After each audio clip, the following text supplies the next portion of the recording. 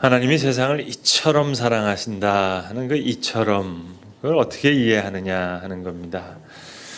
제가 친구 중에 이제 신학교에서 가르치는 동기 목사님들이 좀 계신데 각각 그 전공하는 분야가 다 다릅니다. 그러니까 성서학을 가르치는 교수님도 계시고 또 조직신학을 가르치는 친구 목사님도 계시고 또 이제 상담학과 같은 이제 실천신학을 가르치는 교수님이 다 계시는데 각자 자기 전공 분야에 따라서 그 이해하는 방식이 좀 다릅니다. 그런데 조직신학을 공부하시는 분은 이처럼 사랑하신다. 이처럼 당연히 우리가 죄와 죽음의 권세에서 우리를 다 구원하신 그것이 이처럼 사랑하신 그 사랑이다 얘기합니다. 물론 우리가 머리로는 이해하죠. 근데 그 이처럼 하는 그게 잘 마음에 안 왔거든요. 그래서 제 동기 목사님 중에 제가 이제 출타를 할 때 저희 교회 강단을 좀 부탁드리는 연세대학교 상담학을 가르치는 권수영 교수님, 제 동기 목사님이신데 한번 그분은 이렇게 얘기하시더라고요.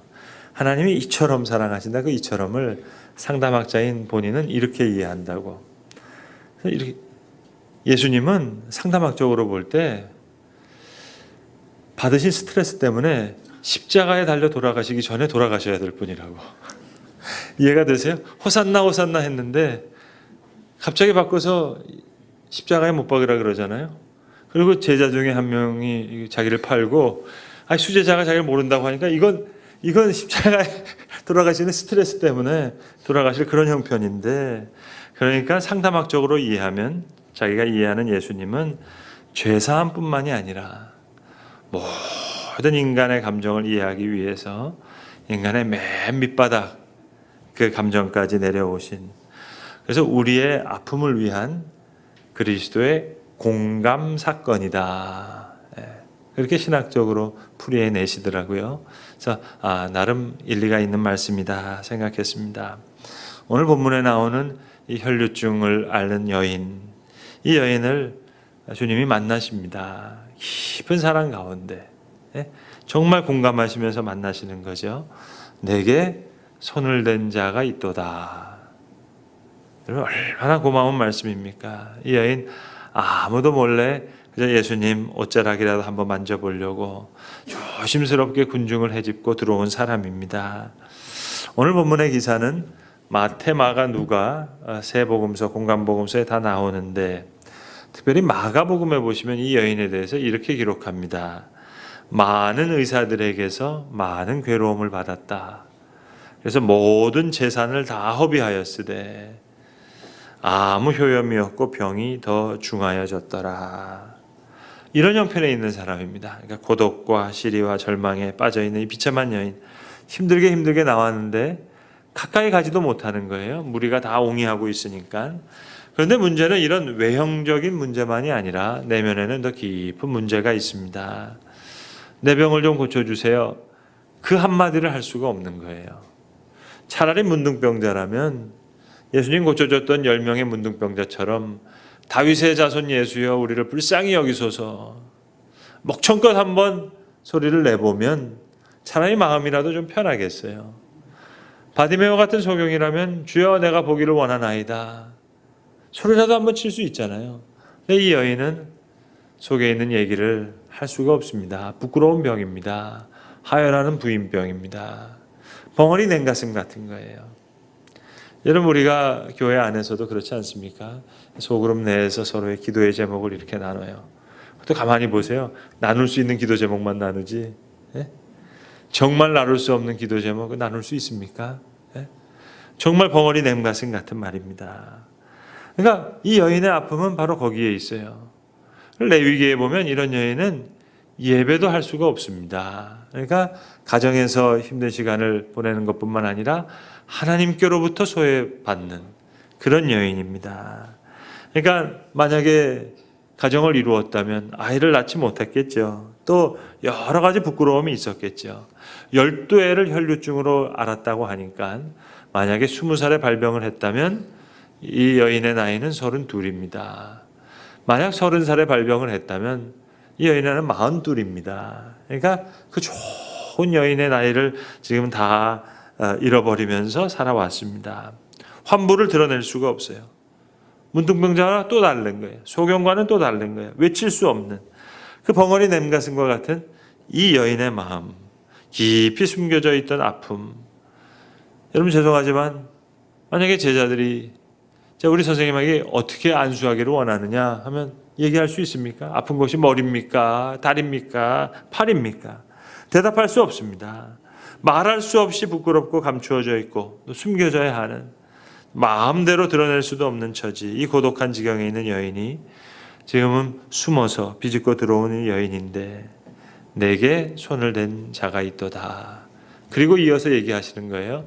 이는 내게서 큰 능력이 나감을 내가 알미로다.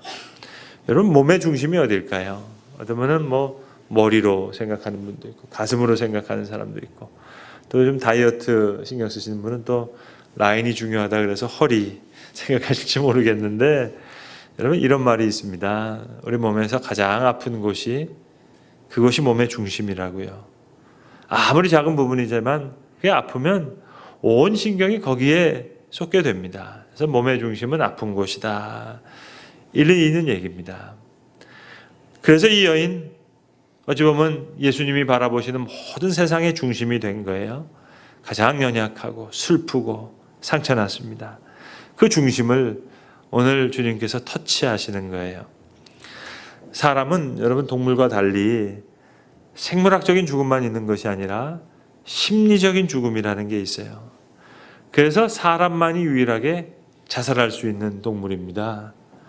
여러분 개가 자살했다는 얘기 들어보셨어요? 소와 돼지가 지금 자살할 수 있습니까? 자살 못하죠. 그런데 사람은 자살을 하거든요. 그건 사람에겐 생물학적 죽음만 있는 것이 아니라 심리적인 죽음이 있다는 얘기예요. 자, 숨을 쉬는 이 산소만 필요한 것이 아니라 심리적으로는 심리적 산소가 필요합니다. 그러니까 자살은 우리가 숨 쉬는 이 산소가 부족한 것이 아니라 심리적인 산소가 없어질 때, 그때 생물학적인 죽음보다 심리적인 죽음을 더 크게 느끼는 겁니다. 그래서 자살이란 심리적인 죽음을 내 생물학적인 죽음으로 내가 본인이 결정하는 거예요. 네, 그런 아픔입니다. 그러니까 오늘 예수님 단순히 혈루증을 고치셨다는 얘기가 아니에요. 내게 손을 댄 자가 있도다. 그리고 내게서 능력이 나갔다. 그 능력이 뭘 고쳐준 겁니까? 혈루증만을 고쳐준 겁니까? 아니에요. 47절에 보시면 그가 모든 사람 앞에서 모든 것을 말하니, 이랬던 사람이 아니에요. 43절 44절에 보시면 뒤로 와서 숨어서 고침받지 못했기 때문에 예수님의 뒤로 와서 혼자 들어온 이 여인이 이제 모든 사람 앞에 모든 것을 말했다. 사실 이 여인, 지금 예수님 야이로라고 하는 회당장을 그 딸을 고치기 위해서 그 가시는 중요한 시간입니다. 그냥 스쳐 지나가는 여인처럼 보일지 모르겠어요. 그런데 예수님 돌이키셔서 이 여인을 찾으시는 거예요. 처음에는 이 여인이 예수님을 찾았는데 얘기가 바뀌어요. 예수님이 이 여인을 찾는 거예요. 그야말로 주인공이 되는 겁니다. 그러니까 하혈이 멎었다는 이야기가 아니라 이 사람 자체가 살아나는 거예요. 우리나라 사람들에게 제일 나쁜 사람이 누구냐 물어보면 대명사처럼 아직도 김일성을 얘기해요. 돌아가신 지가 몇 년인데 아직도 김일성이 제일 못됐대요. 여러분, 김일성이 만약에 주님의 옷가에 손을 대는 마음으로 나온다면 저는 어땠을까? 그래서 제가 아는 주님은 주 예수를 믿으라. 그리하면 너와 내 집을 구원을 얻으리라. 그냥 그 한 말씀 하셨을 것 같아요. 6.25 가지고 이거 따지고 글쎄요. 요즘 여러분 동성애 문제를 가지고 목숨 걸고 반대하는 목사님이 많이 계시지만 죄송하지만 저는 주님께서 그 성소수자를 만나시면 저는 그 문제 가지고 왈가왈부하실 것 같지 않아요. 그저 한마디 하실 것 같아요. 주 예수를 믿으라. 그리하면 너와 내 집이 구원을 얻으리라. 그러지 않을까. 그리고 나온다면 한마디 더. 내 믿음이 너를 구원하였느니라. 김일성과 관련된 이야기를 한 가지를 전하면은요. 시카고에 지금 돌아가셨는데 의사를 하셨던 장로님 한 분이 계셨는데 우리 손원태 장로님이시라고, 이분이 김일성과 친구 되시는 분입니다. 연세 드신 분은 알겠지만 이분이 누구냐면 대한민국 최초의 해군 제독이었던 손원일 장군의 친동생이면서 김일성 장군의 친구이기도 하는데, 이제 미국 시민권자니까 김일성 말년에 북한으로 초청을 받아가지고 며칠 이 장로님이 시간을 같이 내셨다는 거예요. 제가 처음 미국 유학 갔었을 때요, 궁금했던 게, 여기 한국에서는 이게 북한 서적 같은 건 금서라서 읽을 수가 없잖아요. 그래서 제가 미국 도서관을 갔더니 거기 김일성 회고록이 있더라고요. 세기와 더불어 읽었거든요. 근데 거기 재밌는 내용이 하나 있어요. 그 중에 이런 내용이 있더라고요. 나는 세 가지를 배웠는데, 첫 번째, 볼셰비키 혁명은 책을 통해서 배웠고, 두 번째, 동학사상은 강양옥 선생한테 배웠고, 세 번째가 중요합니다. 기독교는 어머니 손잡고 예배당 가서 배웠다. 그 대목이 나오더라고요. 그러니까 이 말년에 아까 제가 말씀드렸던 손은태 장로님을 북한 오라 그래가지고 김일성이 만나서 그 장로님한테 그랬더래요. 야, 우리 찬가하자, 찬가. 어렸을 때 찬송가 배웠던, 나 이거 부르면 참 마음이 평안하다고. 원태야, 너 미국에서 예배당 나가네? 너 우리 어머니 알지? 김일성의 어머님이 강반석입니다. 독실한 크리스천이에요. 반석과 같은 믿음. 그래서 만경대, 김일성이 태어난 곳에 보면 바로 옆에 칠곡교회가 있는데, 그게 원래 칠고울교회. 그러니까 새벽마다 김일성이 물어봤다는 거죠. 어머니 뭘 그렇게 기도하시냐고. 너 기도하면 얼마나 마음이 평안한 줄 아네? 그래서 그 손장로님한테, 원태야, 너 미국 가면 예배당 잘 다녀라 그랬답니다. 만약 나도 예배당 가고 싶다 그랬다면 손장로님이 기도해 주셨을 텐데, 그러니까 너 예배당 잘 다녀라. 이게 안타까움 아니겠어요? 만약 나랑 한번 예배당 한번 같이 가자 그랬다면, 글쎄요, 이처럼 나를 사랑하사, 이처럼 사랑하사, 그가 누가 되었건 혈루증을 앓던 여인이든 누구든 내게 손을 댄 자가 있도다. 그러시지 않았을까? 내게 능력이 나간 줄 내가 알미라. 이것이 하나님께서 하나님의 사람을 만나주시는 방식이에요. 그렇게 만나주시면서 하늘의 평강을 그에게 허락해 주시는 겁니다. 여러분, 세상이 주는 평화는요, 진정한 평화가 아닙니다. 여러분, 유엔 그 평화유지군 보셨어요? 말이 평화유지군인지 얼마나 중무장을 합니까, 여러분? 그렇게 중무장을 해서 전쟁을 없애고 평화를 가져오겠다는 것, 이게 세상이 생각하는 평화예요. 그러나 그리스도의 평화는 전쟁 중에도 임하시는 겁니다. 어떠한 아픔 가운데서도 그리스도께서 함께 그 아파하심으로 평화가 깃드는 겁니다. 그러니까 주님 얘기하시잖아요. 내가 너에게 주는 평화는 세상이 주는 평화과 같지 않다고. 보혜사 성령을 약속하시면서 영어 성경에 보면 이렇게 얘기합니다. Will make our home. 성령께서 우리 심령 가운데 하나님과 성령이 거하시는 home, 그걸 만드신다는 거예요. 그리스도께서 하나님의 존전에 너희가 거할 처소를 예비하는 가운데 성령은 will make our home. 하나님은 우리에게 거하심으로, 임재하심으로 그 가운데 문제가 해결되는 거예요. 그러니까 문제가 사라지는 것이 아니라 그 문제 위에 하나님이 임하시는 거예요. 그래서 이걸 이렇게 얘기합니다. 기도의 응답은 문제의 앱선스가 아니라 하나님의 프레전스다. 문제가 사라지는 것이 아니라 그 문제 가운데 하나님이 임재하실 때, 그때 기도의 응답이 있어지는 겁니다. 그러니까 혈루증만이 없어지는 것이 아니라 하나님의 임재가 함께 하실 때 육체적인 치유뿐만 아니라 심리적인 죽음 상태에 놓였던 이 여인이 심리적인 산소를 공급받는 거예요. 살려주시는 거예요. 홀로 근심하지 않으리라. 그 마음만 있으면 됩니다. 너의 믿음이 너를 구원하였으니 따라 평안히 가라. 얼마나 귀한 말씀이에요. 이 여인이 예수님을 찾아온 줄 알았는데 얘기가 바뀌어요. 내 옷을 만진 자가 있다. 내가 만나야 할 사람이 있다. 급한 길을 가시는 예수님께서 길을 멈추세요. 그리고 이 고독한 여인을 찾으십니다. 여인이 예수님을 찾아온 것 같았는데 아니요. 얘기가 바뀌는 거예요. 예수님이 이 여인을 찾으시는 거예요. 겉옷가만을 만져본 것밖에 없는데 이제는 주님께서 찾고 찾으시는 소중한 존재가 되었답니다. 그리고 귀한 음성을 듣는 거예요. 따라, 너의 믿음이 너를 구원하였다. 평안히 가라. 결코 홀로 근심하지 말 것입니다. 어느 미국의 크리스천 상담가가 쓴 과학적으로 근심하는 12가지 팁이 있어요. 그러니까 과학적으로 근심하는 팁이라는 거죠. 재밌는 글인데 제가 재밌는 글이라는 걸 제가 강조하는 게 아까 2부, 3부 때 재밌는 글이라고 얘기하는데 잘 안 웃으시더라고요. 그래서 제가 좀 어색했는데 하여튼 과학적으로 근심하려니까 잘 근심해야 되잖아요. 그러니까 어떻게 과학적으로 근심해야 되는지 한번 들어보세요. 첫 번째, 소문을 듣고 근심하지 말라. 사실 확인부터 해야 되니까 팩트 확인이 중요하잖아요. 그러니까 확인해보지 않고 지레짐작으로 남이 하는 이야기 듣는 소문 그렇게 근심하지 말라. 두 번째, 근심을 적어보라 하는 겁니다. 우울증 환자에게 얼마나 우울합니까? 물어보면 24시간 내내 우울하다 그래요. 적어보라 그러거든요. 밥 먹는 시간 몇 시부터 몇 시까지 밥 먹었느냐, 어디서 어디로 이동했느냐, 잠은 언제부터 잤느냐. 그러면 밥 먹을 때는 사실 덜 우울했거든요.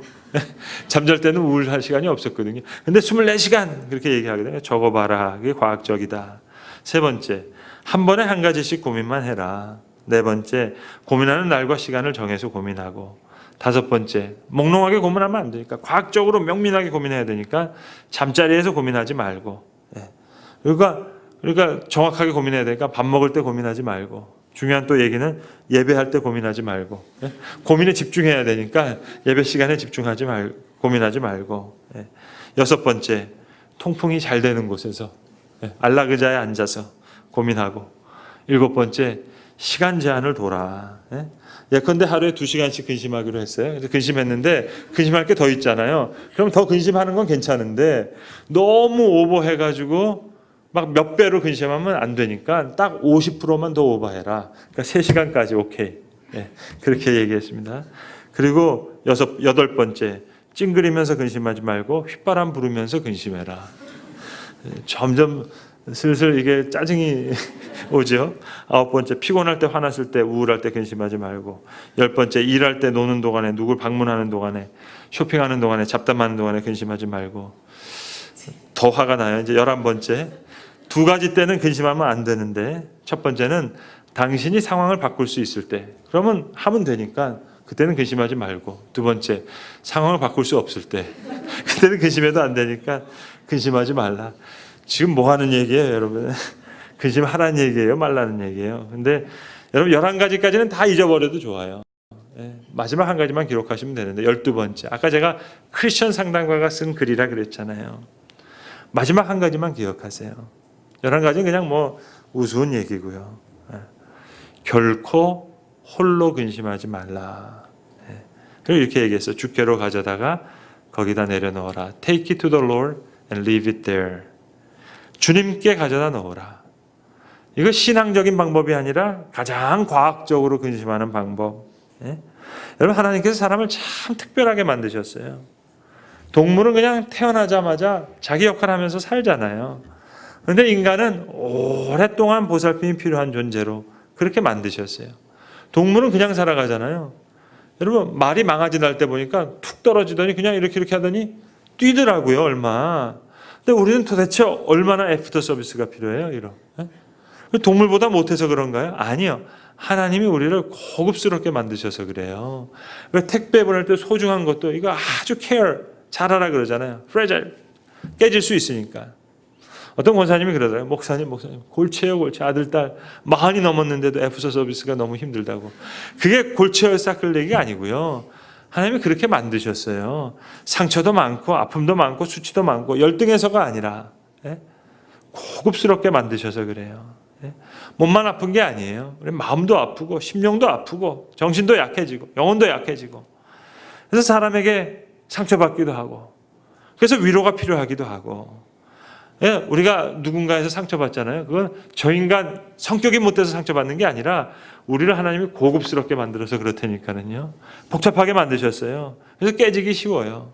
사람의 관계에서도 상처받기가 쉽고 그래서 하나님께서 우리를 양육하시는 거예요. 터치해 주시는 거예요.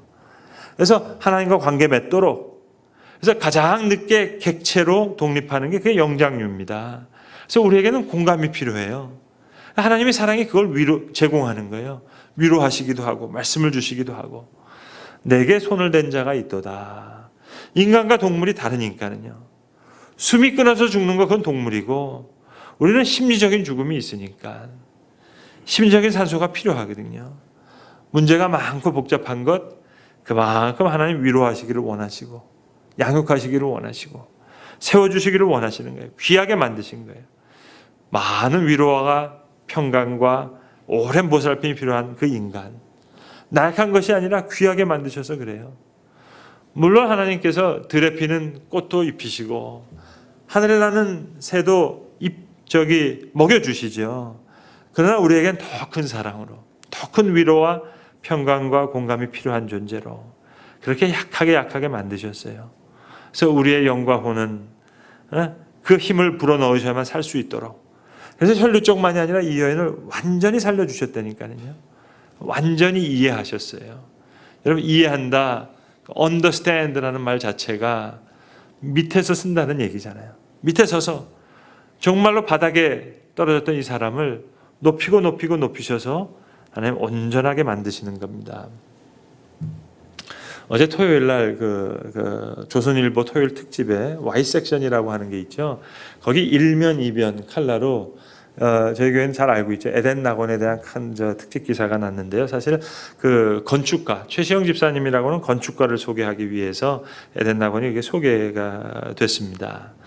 저희 교회 이 디자인하신 집사님이기도 한데, 근데 제가 그 신문을 보니까 목사님들이 많이 저한테 이제 연락을 해주시더라고요. 문자를 보내주고 그랬는데, 여러분 왜 제가 그동안 얼마나 많은 목사님을 만났겠어요. 그래서 신학적인 메시지를 얼마나 많이 했겠어요. 이거는 한국교회 연합으로 정말로 모든 교회가 공유할 수 있는 공공성의 내러티브가 있고 구별성 이런 거 얘기했거든요. 근데 죄송하지만 목사님들도 조금 좀 간사하시더라고요. 그러면서 그 기사 보더니 이게 그 타워 팰리스 그거 만드신 그분이 그거 하시냐고. 그동안은 오시라 그래도 안 오시더니 그거 보니까 내가 한번 꼭 가보겠다고 그래가지고요. 제가 그랬는데 왜 예전에 그 개그맨 중에 그런 유행어 있었잖아요. 뭐 예쁜 사람만 좋아하는 이 더러운 세상. 그랬는데 세상이 좀 그렇더라고요. 목사님들도. 근데 여러분 오늘도 예수님 야이로 회당장집 찾아가는 길이거든요. 근데 주님만은 다르신 거예요. 정말 주님만은 다르신 거예요. 근데 그 최 집사님이 어제 아침 일찍에 저한테 문자를 보내왔어요. 제가 받은 목사님들 문자는 아까 제가 그러한 문자였는데 이 최 집사님의 문자는 다르더라고요. 뭐라고 문자가 오는지 아세요? 목사님 약간 죄송한 부분이 있습니다. 죄송하게 뭘 죄송해. 집사님 때문에 우리 다 소문나고 이게 다 홍보됐으니까 감사한데 통화는 하지 않았지만 문자에서 저는 그 집사님의 마음을 읽었어요. 목사님 신학적인 메시지가 더 소중한데 문화적인 면만 부각돼서 저만 영광받은 것 같아서 죄송합니다. 그런 마음 아니겠어요? 여러분 건축가가 왜 유명한 줄 아세요? 건축주를 잘 만나서 그래요. 가우디가 왜 유명한 줄 아세요? 여러분 바르셀로나 가우디 건축주 잘못 만나면은요 그냥 스케치에만 있는 거예요. 건축주를 만났으니까 바르셀로나가 생기는 거지. 그래서 제가 어제 경험을 통해서요 제가 설교를 바꾸기로 했어요. 저는 그동안 하나님은 우리의 건축가십니다 그렇게 했거든요. 가만히 생각해 보니까 하나님은 우리의 건축주시더라고요. 그리고 우리가 자유롭게 모든 것을 할 수 있도록. 오늘도 보세요. 예수님이 다 고치셨잖아요. 근데 내가 고쳤다 얘기 안 하시고 너의 믿음이 너를 구원하였느니라. 따라 평안히 가라. 하나님은 우리에게 모든 것을 주시는 건축주고 우리의 삶을 아름답게 우리가 만들 수 있게 건축가처럼 아름답게 만들 수 있게 그게 하나님의 사랑이더라고요. 최 집사님 얘기가 나왔으니까 한 가지 말씀드리면 한 10여 년 전에 서울에 있는 이 집사님 사무실에서 제가 한 20여 명 성경 공부를 했거든요. 근데 이 집사님은 늘 바쁘셔가지고 본인 사무실 하는데 본인이 늘 결석을 하셔. 한 학기에 한 번 정도 나오시고. 그러니까 너무 저한테 미안하시잖아요. 그래서 교회 개척하기 전에 일본에 같이 여행을 하는데 호텔에서 한 방에서 같이 잤어요. 그래서 목사님 좀 미안하고 그런 게 있다고. 아니 성경 공부 나머지 공부도 있고 숙제도 있으니까 그거 하시려는 기회가 있다고. 그래서 저희 교회가 개척할 때요.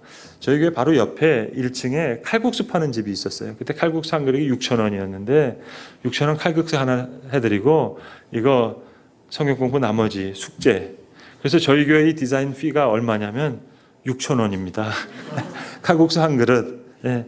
그런데 그분이 그렇게 얘기하시는 거예요. 목사님, 저 세상 일 마음에 바쁘지만 이 일 너무 소중합니다.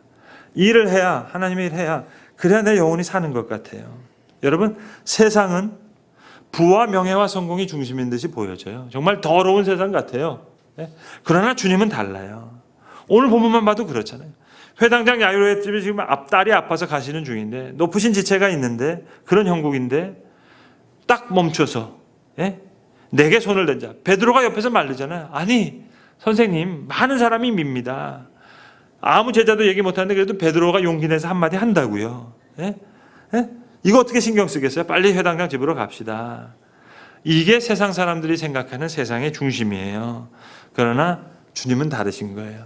가장 아픈 곳이 그게 중심이에요.